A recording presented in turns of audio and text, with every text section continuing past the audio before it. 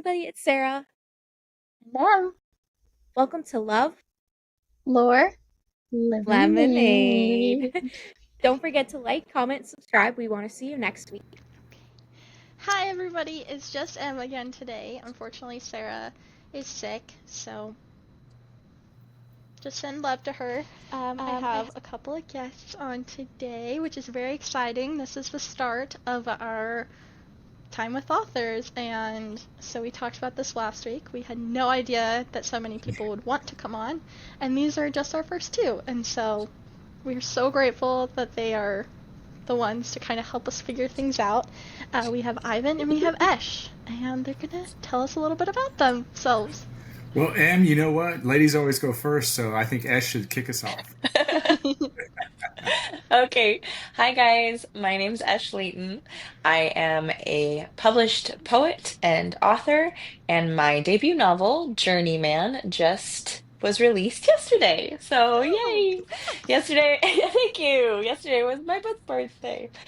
So Journeyman is a kind of genre-bending novel. It's a little bit, serial killer thriller. It's a lot of it, urban fantasy. It has mythological retellings and a heavy dose of romance. So it's got a little something for everyone. And because I was a poet first and foremost, I tell it very poetically. So it's got, I think, good writing on the line level. And it will appeal to a lot of audiences. It's about a colorblind artist who becomes apprenticed to the Grim Reaper, falls in love with a muse, and chases a serial killer across the desert in his hometown in the vein of like the Zodiac or David Fincher's Seven. Oh, hmm Nice. Yeah, he's the tarot card killer is Oh, my serial killer. So yeah, and that came love out it. yesterday. It's available wherever you buy books online. Amazing. Congrats. Thank you. uh, Em, it is great to be here. Thank you so much for having me and having us on the podcast. I'm Ivan Scott, and I'm a self-published author. I'm up to 7 books now.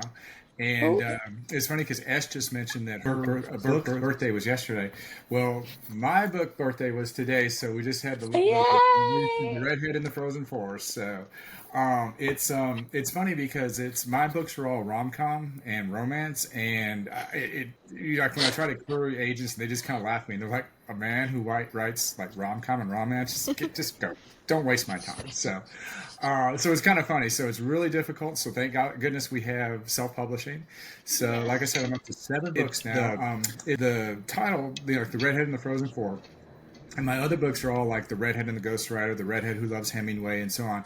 My wife is a redhead, so I get a lot of stories from her. And it's fun Oh. to write about her and all that kind of stuff. So that's kind of where my inspiration comes from. And as you were talking about muses, she's kind of my muse. So that Oh. works. Yeah, so that works really well. So that's where that comes from. What I'm working So on now is same kind of thing, rom com romance.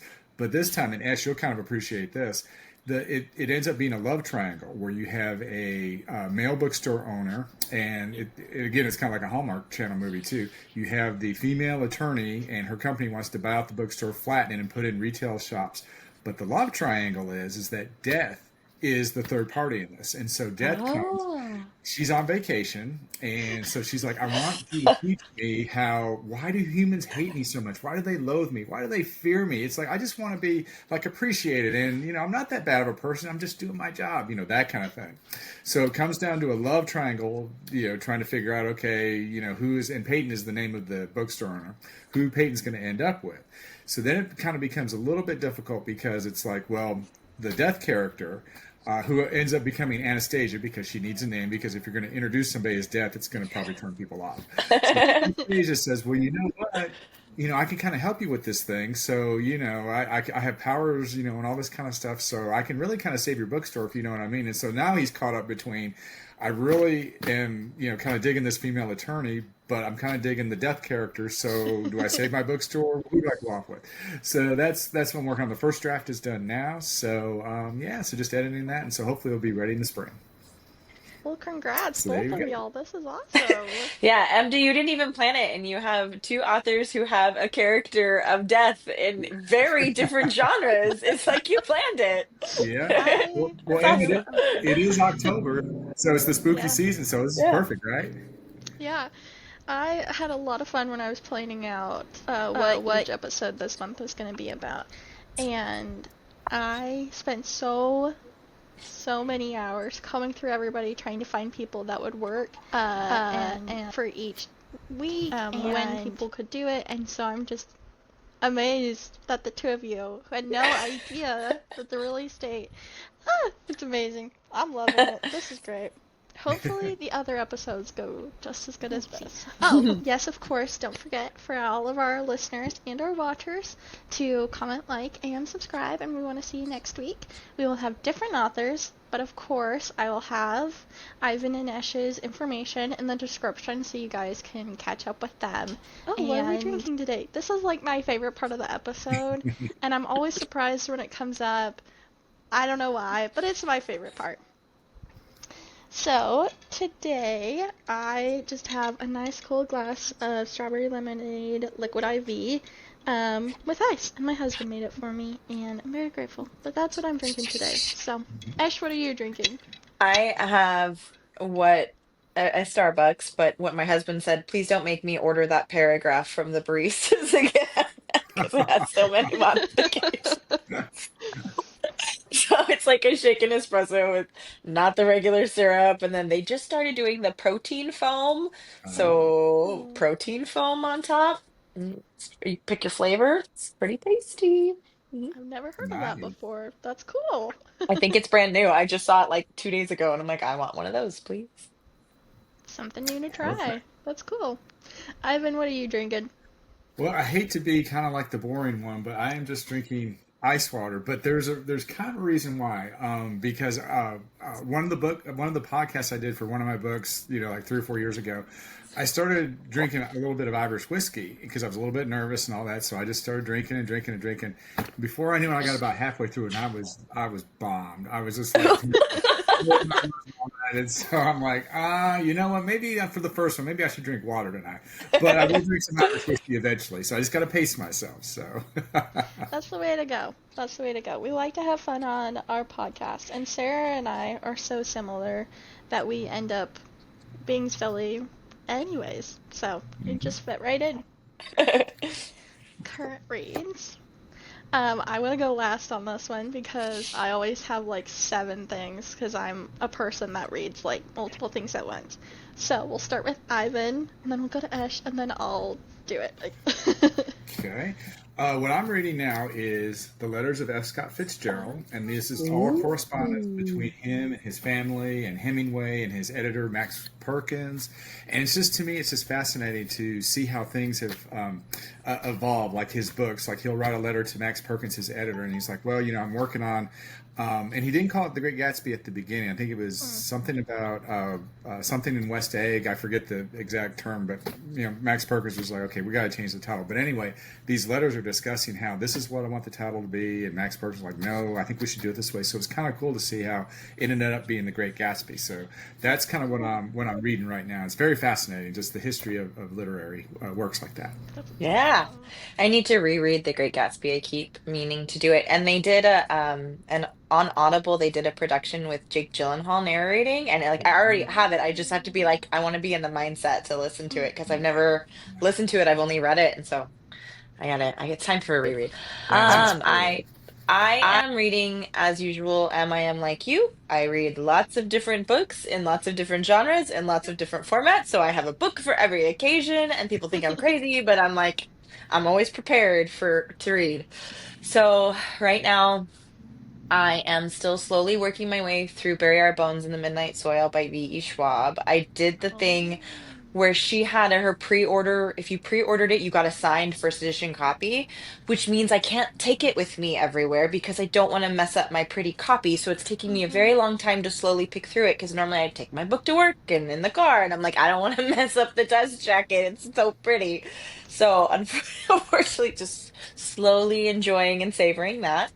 Very, And very then reasonable choices right yes, there. right, but like again, I it makes it far less mobile. I didn't think about the being overly attached because I love like a good worn in book. Like I don't mind when my book shows some love, except when it's assigned first edition special order. I'm like, that's not the kind that you're gonna put some wear and tear on. And then I am rereading the Song of Ice and Fire series, which I have read before, but I'm listening to this time. And so I'm about three-quarters of the way done with A Storm of Swords, which is my favorite, but I'm making myself pace myself because like I could live in that world just forever. And so I'm taking like breaks in between where I'm like, I have to read other books in between listening to the series. Otherwise, they're all just going to mesh together again. Yeah. And it's already it doesn't matter. I've taken breaks in between. They're still kind of feels like one long Westeros journey in my head. Um, and then I'm also picking my way slowly through a book of Italian poetry by Oh. Paolo Pasolini because I'm teaching myself Italian, so it has the Italian and the English translation. But as not a native Italian speaker, it's very slow going. But that's my current poetry read, and I won't bother you with the 7,000 other things I'm reading because I could go on all It's okay, day. we love it. So, I love knowing what other people like to read. Okay. And now it's my turn. I finished Home Before Dark by Riley Sager, which I'm gonna talk about later when we get into the meat of our episode. I've got thoughts, lots of thoughts. I finally finished it. I'm about to send it to my friend. We both read the same copy and annotated it, and now we're gonna send it to each other so we have each other's annotations. Oh, So, that's so sweet. shout out to Ash. He's awesome. And then, my dad was in the hospital, and so I went up and stayed in his room for several hours just to keep him company till my sister could come. And so I was reading The Princess by Lori Wick. I have read this book several times. It is one of my favorite authors and favorite books of that author. Um, it's about this young woman who becomes the princess because the prince's wife died and he has to be married before he turns 26. It's sort of tradition and also just kind of expectation, and she gets chosen. This is a Christian romance. I grew up Christian, still sort of Christian, but it's more about nostalgia than anything. And this is how they fall in love and navigate having an arranged marriage in what I think is like 1980s, 1990s is sort of the vibes. But The Princess, and I've read it several times, so I just kind of pick up wherever because it's in my head and I love it. And then I'm working my way through Evidence of a Folktale by Nicole Scarano. I've already read it, gotta read it again. She packs so much detail in. This is also, so each book in the series, it gets progressively bigger. And so the first book is like that much of this book, and I love it. I don't care, because it just gets better. And then the sixth book is coming in a couple of months if everything pans out for her, and I hope it does. And I'm just really loving it. What is that series about? So it's Autopsy of a Fairy Tale. This one's Evidence of a Folktale. This is book number 5. It is, so I love retellings. This is a retelling. I think you'll enjoy this, Esh, since you wrote mythological retellings. Belle is a detective, and she meets the beast, Aemon, and she goes to this small town. She has just sort of finished healing from a really terrible attack where she just has so many scars, and each book covers a different set of fairy tales. This one is Aesop's Files, or Aesop's Fables, you know. And last one, what was the last one? Bluebeard and the Little Matches Girl. And then Oh, there, deep cuts. yeah, that one, Yeah. I had to take a break. I was devastated. That one was hard. It was really good, but wow, that was a rough one. And then there's Peter Pan, Goldilocks, and then the first one is mostly just Beauty and the Beast. But Belle goes through the entire series, and then you see certain other characters that you're like, oh, I know what that's based off of. I know what that's based off. But it's Criminal Minds, sort of thriller inspired. Very, very good. She's very good about taking a retelling, but not making you feel like you're reading a children's story, if that makes sense. Mm-hmm. Yeah. Then I read on both my phone and my Kindle on the Kindle app, and I have several, so I'm just going to talk about a couple of them, because like I said, I could just keep talking. Lately I've been reading a lot of romance. I mean, I always read romance. But this time it's... Okay, so I've been going through Cassie and L. Miller's catalog. Very good. I read one a long time ago and had to go back. Then Unmasked, it's a cowboy romance. I've been loving myself some cowboy romances. I've been reading some Friends to Lovers, of course. I've got Natasha Madison, and the other ones aren't popping up. But I'm going through a series called Tainted Nights, and it's about the different members of a rock band. And it's been really interesting. Ooh. I'm pretty sure there's like a universe, so like in a couple of generations, which I love.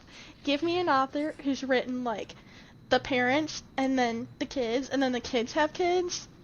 Yeah. I'm there. Yeah. You cannot tear me away. If I could, I'd have all of the books, and my husband would be calling in contractors to like re-support our house, because I already have, I think we're finally up to like almost 1,500 or whatever, and Wow. he's like, okay, deep breaths. He loves me, and he loves that I love books. My husband's recurring joke is like whenever, because he loves that I love books too, but like he'll jokingly razz me and be like, "You already have a book. You have a book. You don't need another book." I'm like, "Yeah, it's just a one book situation. I just need one book." Well, during COVID, I got bored, and I was like, I need to count my books, and so I don't have 1,500. I'm about 1,300, so I still have a ways to get to you, Em. So yeah, yeah. So, but we all have to count our books sometime, right? Yeah. I I spent so I long making a spreadsheet and doing all the little genres, and it's still not complete, but I love it. I love Well, it. do you guys ever like go to a bookstore or go to like a used bookstore or whatever, and it's like, okay, I see a copy of this, but do I have it? And then, so for me, I took a picture of like all my bookcases, and then I have to like scroll through. That's how I do it, because I've come home with duplicates before, and I'm like, oh my God. So do you guys ever run into that? Oh, yeah. I have like an app where I keep them. I can't remember what it is. It's like Story Shelf or something, where it says like what you own for that reason, especially since I've gotten a Kindle, because I'll be like, wait, do I have a digital copy? Do I have a copy? Do I own this at all? So I have them like categorized. But Story I've share? also, yeah, oh no, I think is it Story Share? I can't remember. Give me a minute, I'll think about it. Okay. Because I'm But like, yeah, okay, it's I gotta get that. yeah, I think it's Storygraph. I'll look it up in a second. I'll tell you. Okay.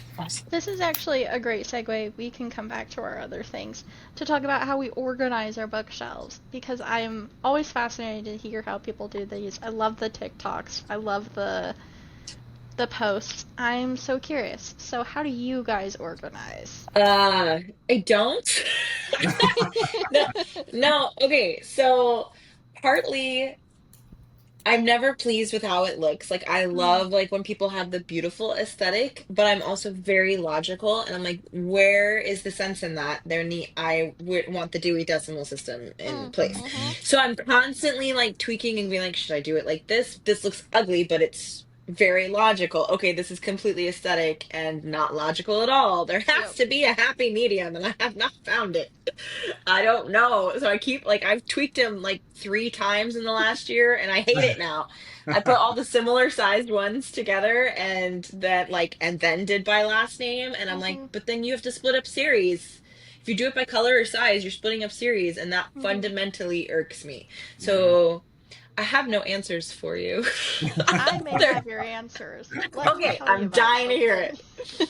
So I did it this way, and then I found a librarian who took it a step further, and so I swear by this.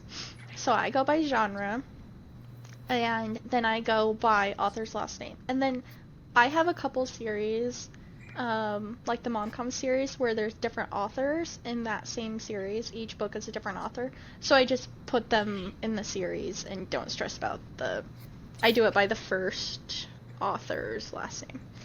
Um, and then there's something called, okay, how does she call it? So her name is Heather. She's the Contoured Librarian on Instagram and Facebook and maybe TikTok. I'm not sure.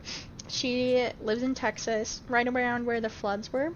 So she popped up for me around that time. And she has a school library.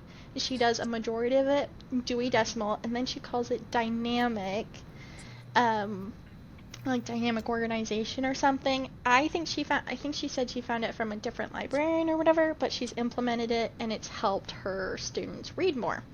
And what you do is you like turn the books on the sides and you still keep them in like their genres or like where they're supposed to go sort of situation. You don't Hmm. worry as much about alphabet, but then you start pulling things out and making, and then like putting some books, like having a stack of books and then having a book on top of them facing out. And highly recommend. I sorted it to some of my shelves, excuse me, not to that same level because I am diagnosed with OCD and that didn't quite work. I did use some of the techniques because they did help make it a little Yeah, bit more same. aesthetically pleasing. I also have OCD. I think that's why everything drives me crazy because I'm like, nothing works with my neuro spiciness. I want it to be organized and look pretty. Can we just make books all the same size? I don't understand. That would Exactly. be I agree. great. I highly agree. Ivan, you've published 7 books, so when you think, I don't think they're in the same series, or you consider them in the same series, but have you tried to make them all the same size? Yes, I have. Oh. So they're all six. They're all 6 by 9. So they're all this size, and they all Beautiful. the logo is still the same. So yeah. So Ash, you would love this. So they're Yes, all in thank this you. stack. Now, the one thing that I will say is that because I do paperback, ebook, and audiobook through Amazon, and then hardback through Barnes and Noble. So the hardbacks are a little different than the paperbacks. They're about the same size, but they are just a little different. So I don't know if that might set you guys off. I totally it's so funny because you guys are OCD. My wife is OCD. I'm dyslexic, so it's like my books are all backwards Oh. anyway. So it's like I look, I'm like, yeah, it looks right to me, and they're all so it's like I keep mine by genre as well. And if my writing room wasn't so messy, I would show you. But it's like all my bookshelves. It's like I've got like the entertainment books there, and the sports books there, and the history books there, and like back here is my Hemingway and Fitzgerald, and like my first I editions love and all that. that. So that's kind of like the literature section back here. So it's kind of like a little library. So, and this is just because I'm just really geeky and all that. I have pictures of Hemingway around because I call it the Hemingway room because that's kind of like my favorite writer. So That's so yeah, that's my the cool. little touch. And actually, I'll have to take pictures and like post them so you guys can Yeah. see it. That's kind of my Well, library. you're in good company because I'm looking at my frame picture of Walt Whitman right here. So I mean, Nice. we Yeah. we all have our spirit uncle writer who watches over and Yes. grades Yes. and blesses our writing. And for you, Yeah. it's Hemingway, and for me, it's Whitman. That's Exactly. We all need beautiful. that spiritual power. I love that. I had a thought while you were talking, Ivan. Oh, you said first editions. So Mhm. that's something that I've seen a lot of people do where they'll pull out special editions, like with sprayed edges or whatever, and turn them around so you see the sprayed edges. And Oh I need yeah. to know y'all's thoughts on that because it drives me crazy. It is obviously very aesthetically pleasing, but I think I'd lose my mind if I did that. So these are We're all looking. my Hemingway books. So these ones up here, like those are the first edition, and then these are not first edition, but they're just old. But I couldn't. I have to have the spines looking back at me. Are you guys kind of the same way? I'd go crazy Yeah, too. Is that you guys are on the same page? No pun. Yeah. yeah. Okay. It's a good pun. You can It's a use the good pun. pun. Okay. Yeah, Um, that will drive me crazy. So. I don't lose my mind over sprayed edges. Like I think they're beautiful, but I'm not the type that's like, "Ooh, I must have this." Like Mhm. that's not my fixation. I appreciate a good like it, I love to look at them. I'm just not going to bend over backwards to like procure them. And Mhm. then that's the problem. Is like, oh, they're so beautiful, and then you're putting the book in the way you're supposed to put the book in, so that way it ages properly. Like you have to put your books a certain way so that way they don't get undue wear and tear and dust and all the exposure to light. And if you're flipping them the other way, like I'm sure that's going to damage it in some way. Yeah. But there's a gal I follow on Instagram, and she has a very like aesthetic vibe of like warm tones, cottagey feel, and all of her books are faced pages forward. And it took me a minute or a while of following her to realize I'm like, oh, the reason why everything looks cozy in beige tones is because none of the spines are out. And I'm like, how do you ever find your books? How do you find anything? You can't Yeah. see it. That would kill me. I Yeah. no, I no. I think I just had an out of body experience right there. Because I could never. Mm-mm. Oh gosh, I'm looking over. I've got some first editions of a couple of books, and then I've got some older editions. And I'm looking over at them, and I just can't imagine turning them around. And then I've got some sprayed edges that are beautiful. One of my friends got them for me, for her birthday, which was incredibly sweet and kind. Did not expect it at all. But I can't have the edges out because what's the title? And I don't know. I love a beautiful spread edge. I'm not in a financial position to like just go buy them, but I'm like you guys. I have to be able to see my titles. Yes. Mhm. Yeah. I I have a friend who hates deckled edges, and Oh. she's autistic, and she's like, nope, this doesn't jive at all. So she gave me a beautiful copy of Circe by Madeline Miller because it had the deckled edges. I'm like, I will take that. I like the deckled edges. So we all Same. have our own things that we like Mhm. and don't like. It's like you get it. She's like, yeah, I'll buy it in a different way. I'm like, but you have it's so pretty. Okay, Yeah. yeah, I'll take it. Yeah. Yeah. Well, do you guys ever like get like a really, really old book, or well, it could be from whenever, and you just open it up and you just stick your nose in it, and it's just like, oh my gosh, this smells like heaven. Yes. Just that whole inky kind of gluey smell. It's Yes. so, it just gets me every time. So, Especially older books. I feel like newer books haven't earned their character yet. So like Mhm.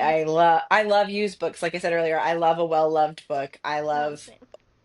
old like classic literature and like the leather bound. Like I mean they have such different fragrances because paper is so it absorbs the smell. Mhm. And I always think about, well, this is a story, obviously, but this story itself, this copy of this has its own story from the Yeah. places that it's lived and the bookstores it's been. I loved used books. So, yes, I will give a book a good sniff. 100%. Same. and also what I like is and along those lines too. It's like you open up the front cover and you see like something like to Susan from Mom, Christmas 1930. Yes. Ah. And it's like, yeah, there's a I history. love that. Yes, like I will search for books with like old inscriptions Yeah. like Merry Christmas 1949, and I'm like, "Oh."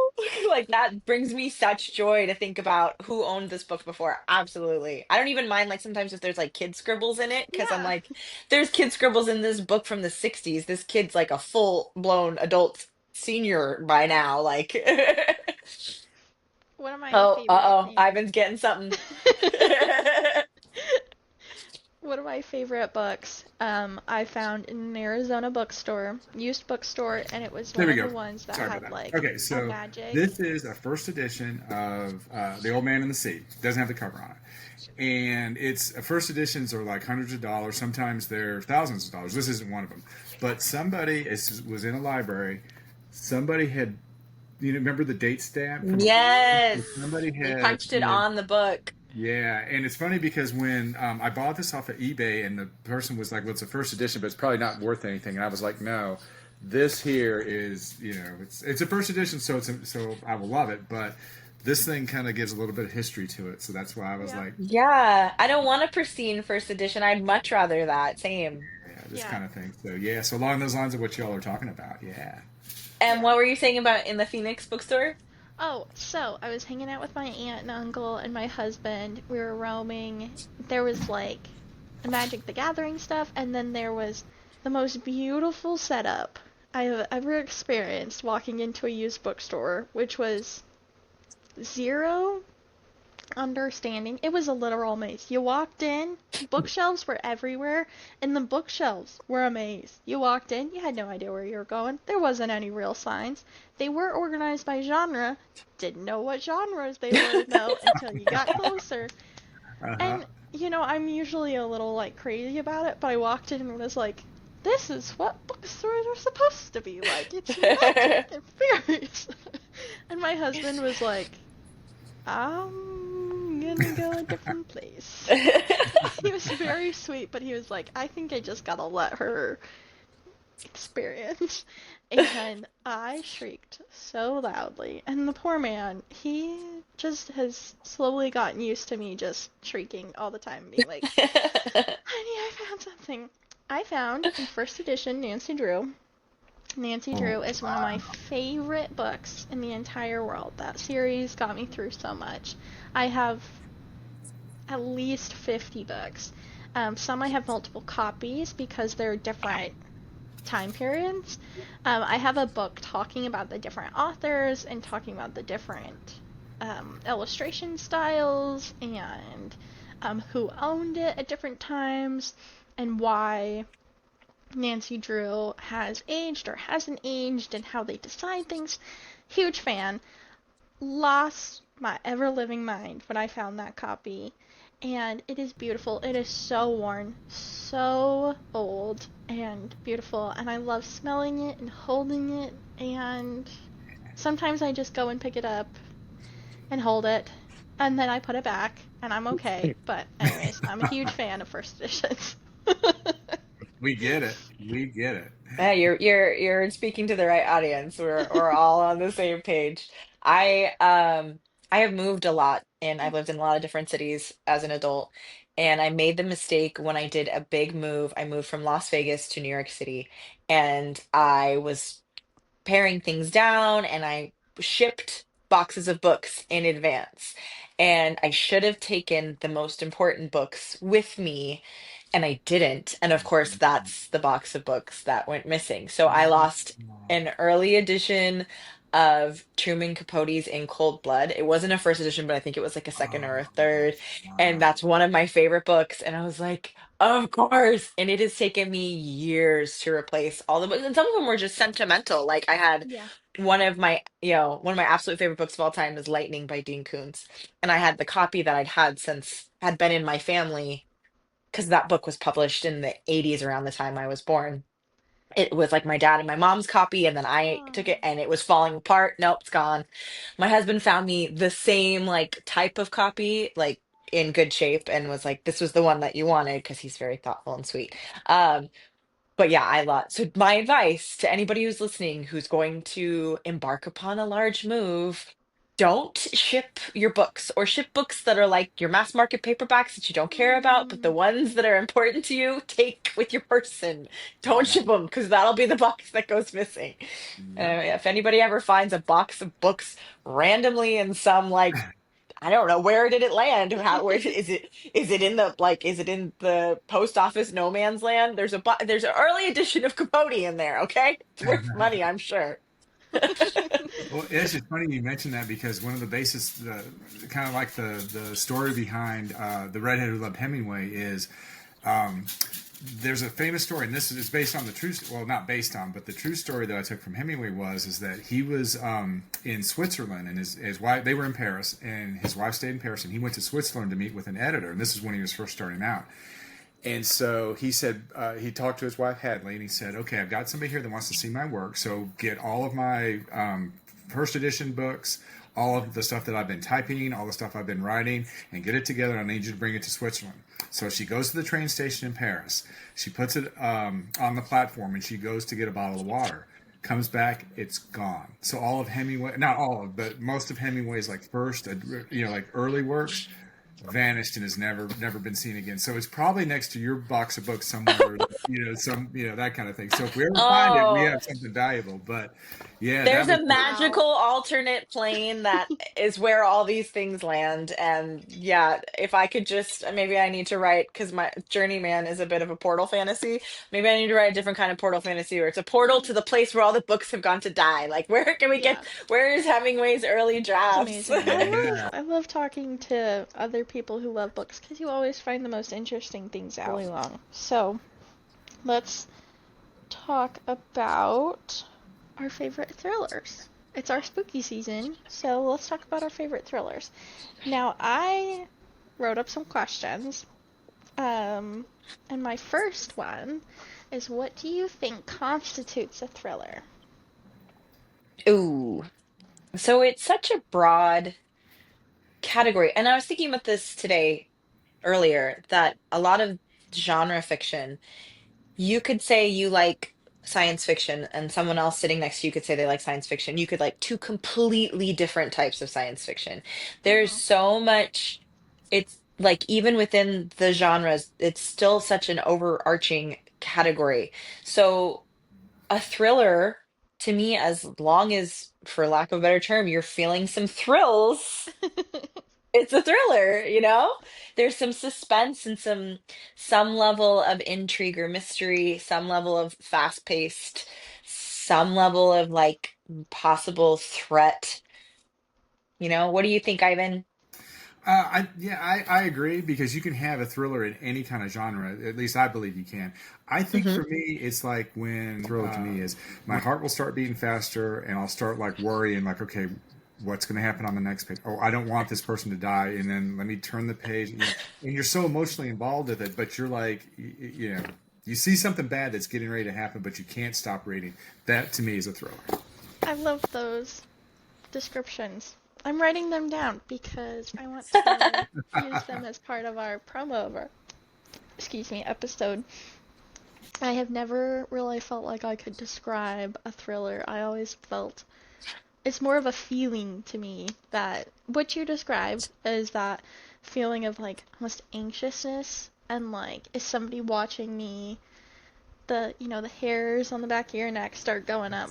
Yeah. And so I love these. That's amazing. I wanted your thoughts on paranormal versus non-paranormal thrillers and how, and Ivan, you made a good point about how thrillers can be part of different genres, and as you said something similar. So uh, when you think of like a paranormal thriller or a non-paranormal thriller, what's the difference in those to you besides just being paranormal versus non-paranormal? That's not really my genre. So even like I That's a said, good there's question. so much overlap, or within thriller, it can be part of such a subgenre of another genre that Mm-hmm. I'm not gonna lie, I don't know that I've read a lot of paranormal thrillers. Is that like in the sense of almost like a ghost story would be a Yeah. paranormal thriller? But where's the delineation between that and a horror novel? Like, Mm-hmm. go for it. If somebody take it, because No, I don't have the answer. that's a good point because to me, I would think a paranormal thriller would be somebody that comes from an alternate universe or somebody that is reincarnated or somebody comes back from the past and tries to right a wrong or tries to save, somebody and, that kind of thing. And so it's like you have that paranormal vibe to it, but there's still action and adventure. There's a chase. There's threat of death or explosion or mass murder. That kind of thing. And so maybe that's to me. I think that might be it. But also I think that there's not really any one answer. I think it's kind of what everybody feels like it is. So your answers might be different, but maybe you guys are headed in the same direction.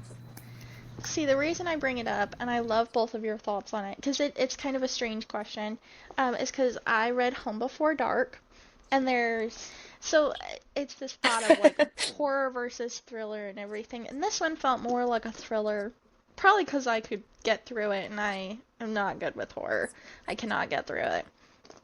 Um, and there was elements of paranormal. There was like, well, you think it's paranormal and then you're like, no, it's not, and then yes, it is, and it's this whole back and forth.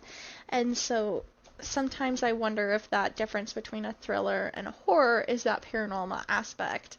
Um, because I feel like it sort of tweaks the edge um, of things that humans can't do.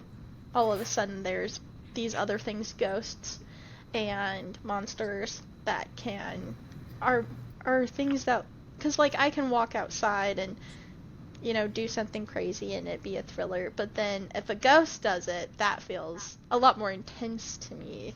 So I was very curious to So hear is your that thoughts on that. is that what you're saying? Like, if you add that paranormal element, a paranormal thriller becomes almost recategorized as a horror. But That's then you how it said you feels. can't finish horror, but you finished that. Yeah, So I don't know. It's a very fine line for me. I've started some things and it's supposed to be a thriller, and then I've gone, I can't do this one. And so I sometimes wonder if we have sort of made a lot of the genres gray, as book talk and bookstagram has blown up so much, because I feel like people promote things and then you actually read it and you go, I don't think that's the genre that I thought it was.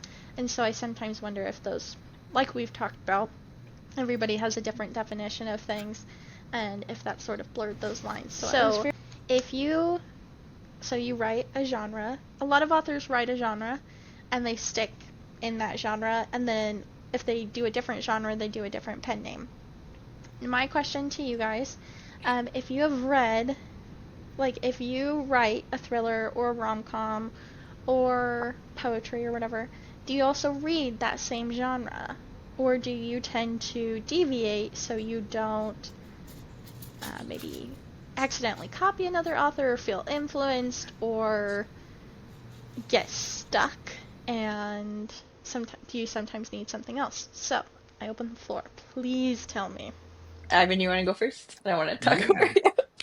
I think it helps me to like write reading or yeah reading romance, reading rom coms, watching the Hallmark Channel, because you get ideas and you kind of get inspiration. And I know that sometimes, like after I read a book, it's like when I start writing, I kind of feel like I'm in that groove, and it's like it makes it easier for me to write. Mm-hmm.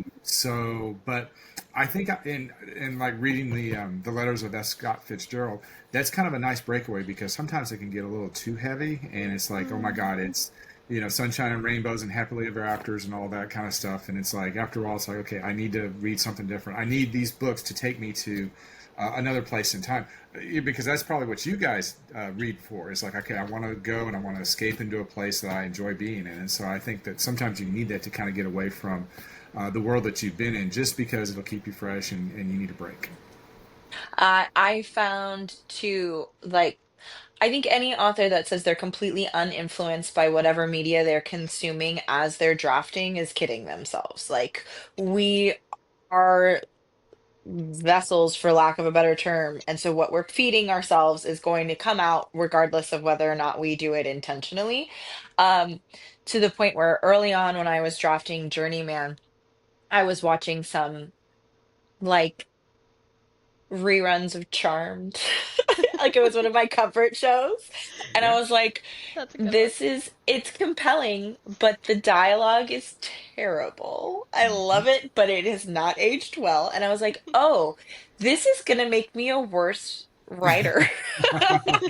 So I really had to be conscious of what I was reading and watching and listening to and all of the above, because I'm like, it comes out like this is how we in subconsciously teach ourselves what entertainment should look like. Mm-hmm. So I definitely feel like I said, you're kidding yourself if you think you're completely uninfluenced. So for me, I try to stay, if not necessarily on genre, I want to consume something at the caliber that I aspire to write. So I won't have like a lot of guilty pleasure reads or listens or watches while I'm writing something that I want to be more literary.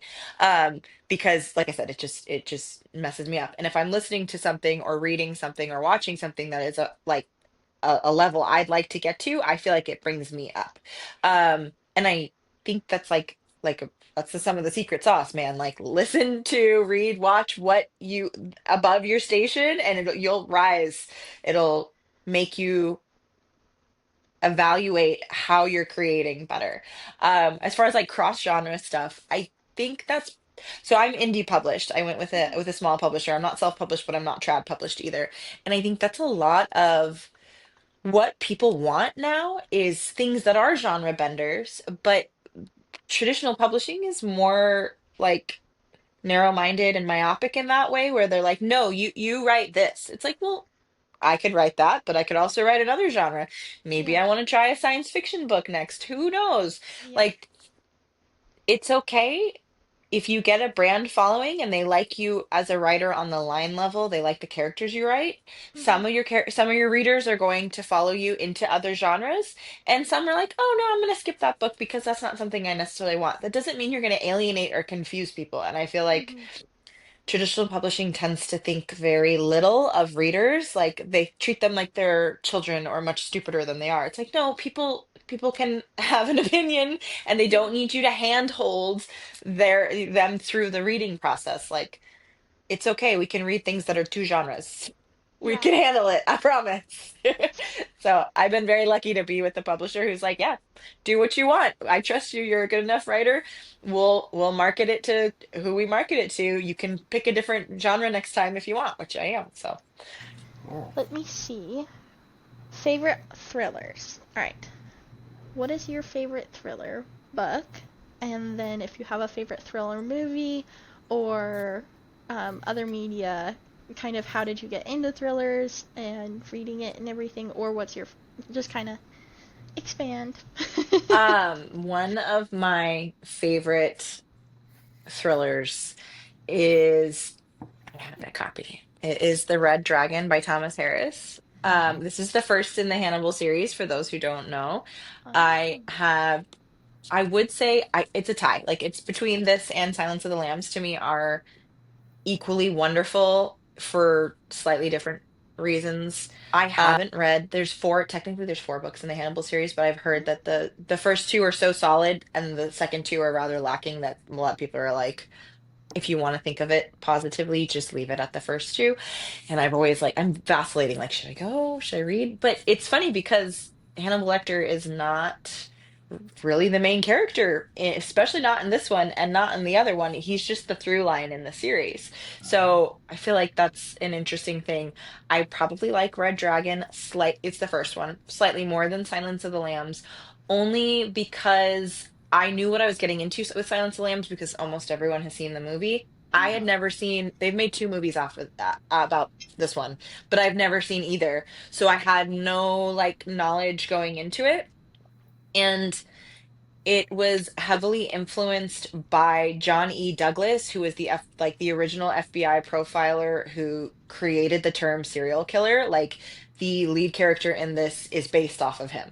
And I love his nonfiction work. If you like true crime or any like thing with serial killers, anything with like the criminal mind, which I think Criminal Minds was based off of him too. Like there's so Mindhunter on Netflix was based off of him. Mhm. So like a lot of he spawned a lot of media and everything about it I find interesting. But it's written really poetically. And like if I can get something that's a thrill and it's like, oh my, there's lines that go, I stop and I think that is such a poetic, beautiful line in such a gritty, dark, scary book. Like that's 10 out of 10 for me. That's gonna be a 6-star read.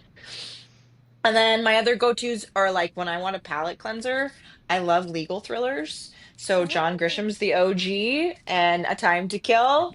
Is that what Ivan, is that what you got? Where's my? Yeah, here we go.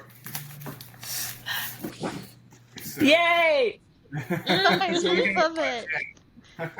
I love Grisham. Like other people have beach reads to like reset their mind. I read Mhm. Grisham to Yep. reset my like I don't know why. I think it's because I have no desire to write legal thrillers. I'm not a lawyer. I'm not gonna learn about the law. It's not something that I can get out of my writer brain and be like, this is not something I'm ever gonna tiptoe into. So I feel like I can fully shut writer brain off and just be a reader and like enjoy. Yeah. I inherited some Grisham books, and I haven't read any of them. I think I read Oh, a John Grisham a while ago, but they are on my TBR because I look at them and go, I want to read it. I just gotta you read gotta them. Gotta pare down the I TBR. He has He did. so many. Oh, He go has ahead. so many books. Yeah, but I feel like A Time to Kill is a really good one to start with. And then it is a series if you like it. Hmm. Um, The Pelican Brief is also really good if you want a female protagonist. That's someone he usually does a lot of male heavy stuff, so and don't love how he writes women, but Pelican Brief's a good one as well if you want to start with a female protagonist. Yeah.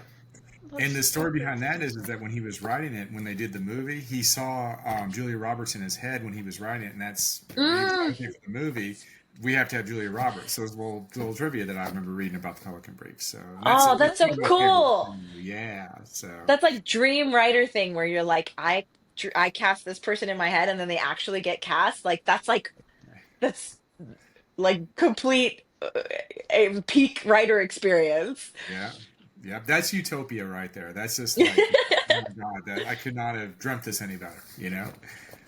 You guys just gave me a great idea for an episode in the future of who would you fan cast your books about, or who Oh, are your yeah. like when you write a character, who do you picture? Well, I don't know if you guys do this, but I've got a Pinterest page, and for each of my books, it's like here is Dax Harrington, here is Molly McNamara, here is this person, and so on.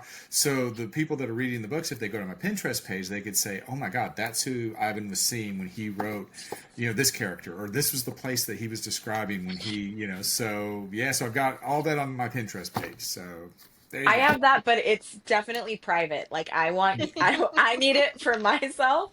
I come from a film background, so I definitely write very cinematically, Yeah. but I don't want them to see it. I want them to have their own picture and not be unduly influenced by my dream cast. Well, it's funny you mentioned that because somebody might look at like my Pinterest page and go, "What was he thinking with that?" There's no way that character is that person or that actor or whatever. So yeah, you might be onto something there. You gotta have them. You gotta have them. You need them. Well, I don't think I really have any more questions. Do you guys have any thoughts about thrillers and bookshelves you'd like to share with us before we sort of wrap up our episode? Real quick, I've got one. We were talking about thriller books that we're reading. I just read this Family Ties by Michelle Packard, and she's on Instagram and Facebook and all that, and she is a wonderful writer. We're talking about thrillers and stuff. She wrote a series, the Maddie Baker series, which is kind of like Mission Impossible, but it's a female character. Then they go all over the world, and it's kind of basically a female Ethan Hunt, which is really good. But she changed up Ooh. and she did this book, and it's a thriller, and at the end of it you're just sitting there thinking, oh my God, how come I didn't see that coming? And so it's a page turner, and it's Love so it. good. So I won't get into too much of it, but it was really good. So it's Family Ties, and if you go to Michelle Packer's page on Instagram or Facebook or whatever, you can see it. But if you like thrillers and at the end of it you're just like, wow, I never saw that coming, that's the book for you. So yeah, that's what I just finished reading that a couple months ago, so it was really good. That's amazing. I'm so sorry, Ivan. I didn't That's realize that I okay. skipped over your favorite thrillers. No worries, no worries. And I will say, Angel Heart is my favorite scary movie ever. I don't know, it's Mickey Rourke and Lisa Bonet is in it, and it's really it's one of those where it's like I had trouble like turning off the lights like at the like when it was over and go to bed because I was it's really I think satanic and the occult kind of horror Mm. stories, those kind of creep me out a little bit more than like slasher movies or what. But yeah, that one, if you really want to be scared, and it's Mickey Rourke before a young Mickey Rourke, so it's really good. So that's Well, my and everyone loves Lisa Bonet. Like, how do Oh you not yeah. love Lisa Bonet? Yeah. oh yeah. So I will say this: Lisa Bonet in the movie is not the Lisa Bonet from the Cosby Show. There's a couple of scenes in there where it's like, wow, she's not on the Cosby Show anymore. I'll just leave it at that. So there's a little voodoo and a little stuff going on there. But anyway, so yeah. Well, like I said, I really like Riley Sager. I feel like Nicole Scarano really has a good thrill. You'll get to a point where you're like, I just need it to happen faster because if it doesn't, somebody's gonna die. And you know that no matter how many times you read it or whatever you pace, it's whatever's gonna happen is gonna happen. But I get these moments when I'm reading her books where I'm like, just hurry up, please. Yeah. So Well, then those she are did my her job well. Yeah. Oh my gosh, she's one of the Yeah. sweetest people. I've talked to her several times. Well, talked to her. I've DM'd her on Instagram, and she's DM'd me back. So I feel like I have a Nice. That's a conversation with her. conversation. That's a Yeah. conversation. She is just amazing. She's so sweet. Um, I've tagged her in things, and she's reposted, which is every Bookstagrammer's dream is having an author like go, oh, that's so cool. Can't tell you how I many times had I've screamed. my only claim to fame for that way is I did a practical magic post around Halloween, and Alice Hoffman reposted it and on her stories, and I was like, peak experience. Alice Hoffman reposted my practical magic thing. Yeah, it was really cool. So I've been there. That's fun. That's incredible. Nice. Yeah. I think I would cry. Now I've had I famous have cried. people like. Oh, I'm sorry. Go ahead. No, it's okay. I was just saying I've cried multiple times when I've talked to Yeah. authors. So. No, I was just going to say many famous people DM me and say, "Look, don't ever bother me again." I don't. So, I guess you could say those were conversations, but not kind of the way I wanted it to go. But conversations nonetheless. It was such a dream because it was like 10 o'clock at night or something when I posted on the podcast threads and go, if any threads, like if any authors want to come on the show, like would you? And like you guys saw, obviously you commented and filled out the form, and we got so many replies. Sorry, so fast. And I turned to my husband in the morning and I said, this is what I did. How do I tell my co-host? What did I just do? So many people want to talk to us. I'm freaking out. These are real authors. This is so cool. And I confessed to my co-host because I thought we had like a couple of authors like that I am on a street team for that followed us back. And so I thought maybe she would comment because she's a real sweetheart. Jay Lane, if you ever listen to this, just know that I adore you. One of my favorite people in the world. And I thought she may comment or send it out to, maybe she has a PR company, so I thought maybe any other authors she worked with. What I did not expect was over 170 authors. Some I Oh. knew before, some I didn't. A majority of people I didn't go, hey, we'd love to come on. And it has just been amazing. It's such a cool experience because I feel like every author is like a celebrity in my mind because I'm like, oh my gosh, these people who have put so much work into putting media and beautiful things out into the world want to talk to me, want to be on something that I love and that I've created. And so it's just really special that you guys have come on the show. Well, thank you so much Thank for having you. us. Yeah, Yeah. flattered to be asked, right? Yeah, I absolutely. It's been delightful. You've been a great host, and it's so important to do what you do, which is, like you help it. We scream into the void a lot. We're like, hey, yo, I wrote a book. I promise it's good. But like when somebody else is like, hey, I'm just a reader. Here's a writer that you should read. Like that's how this proliferates, and yeah. it is really sweet, and that you spend your free time elevating other people's voices. So thank you so much for having me. I'm Yes. so glad you guys could come on. We have one last thing that we like to do at the end of all our episodes where we talk about any current projects. So my current project is an embroidery commission that my dad commissioned me for.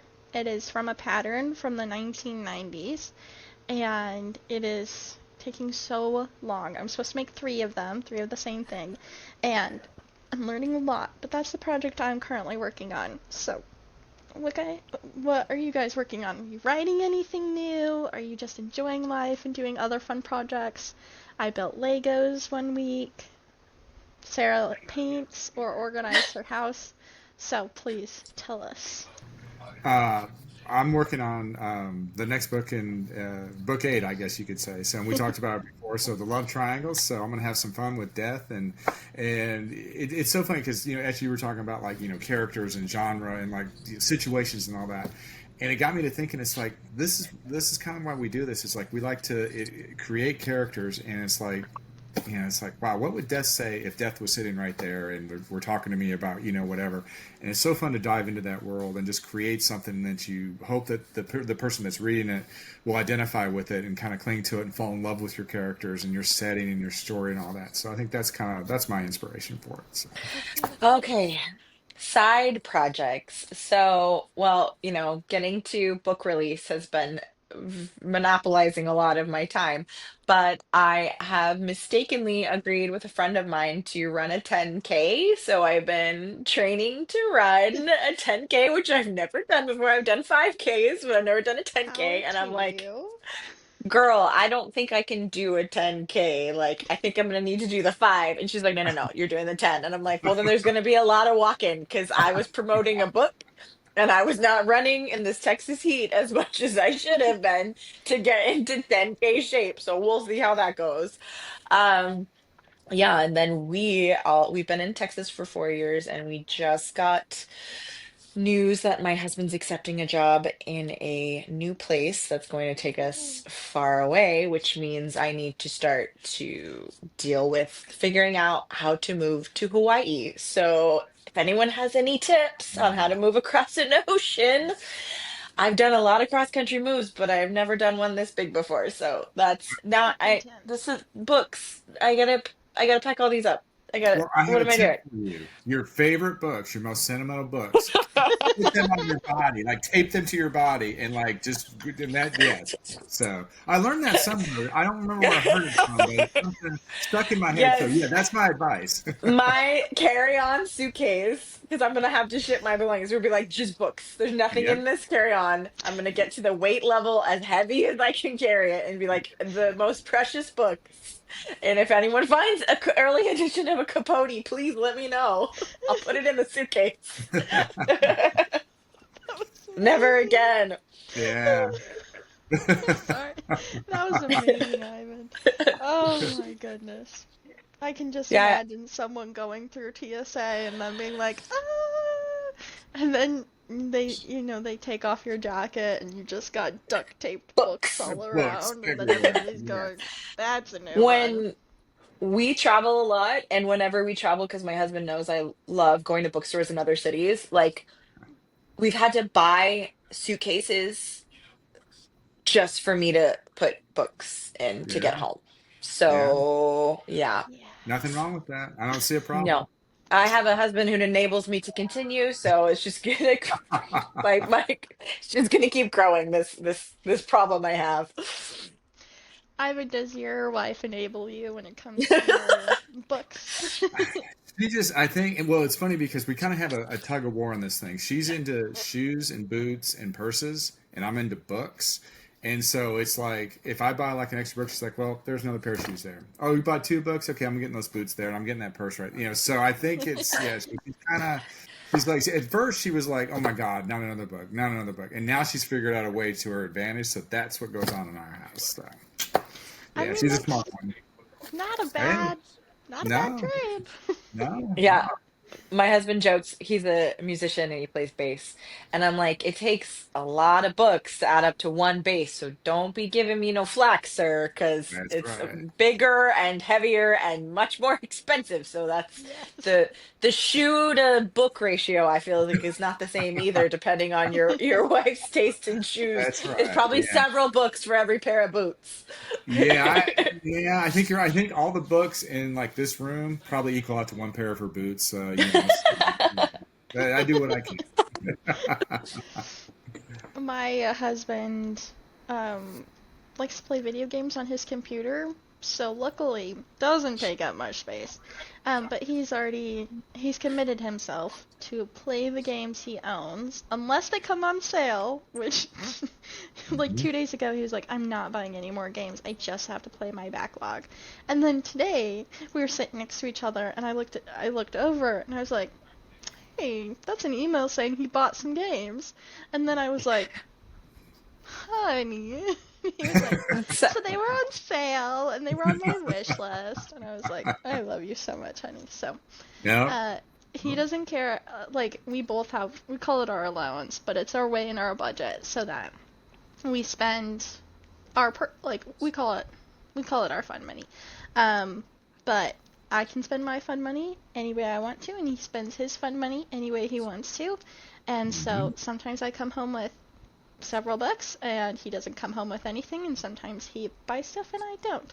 And so it's Mm-hmm. our way to kind of mitigate um, jealousy or weirdness or whatever. Yeah. So Yeah. that's the way it's had to work. Well, I here's find one I for just don't ask questions. Whatever happens in his music room is not my business. That's just yeah, it's just what he does. So here's one for you. What you should do is I volunteer at the local library when they have their book sales. And so it's like when you're volunteering, you're sorting books and all that, and you get like the books, you can like hold books out before the sale. So I come home with like bags and bags and bags of books. I was like, I know, but it's kind of, it's a tax write off and, we're helping the library and all that. So yeah, it's a It's for the feeble. good of humanity, is what I'm Yeah. saying. Exactly. Yeah, it's a feeble, reply in her eyes, but I'm like, so but yeah, so if you guys ever get a chance to volunteer at a library for a book sale, you will clean up. So sorry, I'm being an enabler now, but that's yeah, there you go. So, Well, to all our listeners or our watchers, take our advice, find a way to balance it out. Go to book sales, thrift stores, or let them buy shoes and you buy books. It all works out. All right, well, I think that's all the time we have for our episode. I don't want to let you guys go too late. It's almost 7:40 where I am. So, I've got a couple of things for our listeners. If you're an author, we've got our author interest forum if you'd like to come on, like Ivan and Esh. And then we've got a Bookstagrammer / PR firm interest forum. If y'all would like to come on, because I've got a couple Bookstagram friends that I would die to hear talk about certain topics. So, just throwing it out there. And then I've got a forum if you have a book coming out, if you're the author that's releasing the book, or if you just are super excited about a book, please put it in the book release forum. I do a post. It's supposed to be every Sunday. I'm going to just throw it out. Does not happen every Sunday. It does happen every week. Does not happen every Sunday. But in this beautiful book of highlights and sticky notes, I write down all the releases that are coming up that I know about. And I try to do a lot of, I call it Googling, but it's just on Amazon. I go through and go, okay, I want retellings. And then I go through and I try to find all the ones that interest me, or thrillers or sci-fi or whatever, to try and get a good mix. But I don't catch all the ones that our listeners want. So please fill out the form. Don't forget, like I said, like, comment, and subscribe. In the description below, I will have ways to buy the books from Ivan and Esh and their Instagrams, so you guys can go talk to them and tell them how much you loved hearing them on this episode. Counting on y'all, okay? And, alright, well, thank you, everybody. Bye! Thanks for having us. thank Bye. you, man.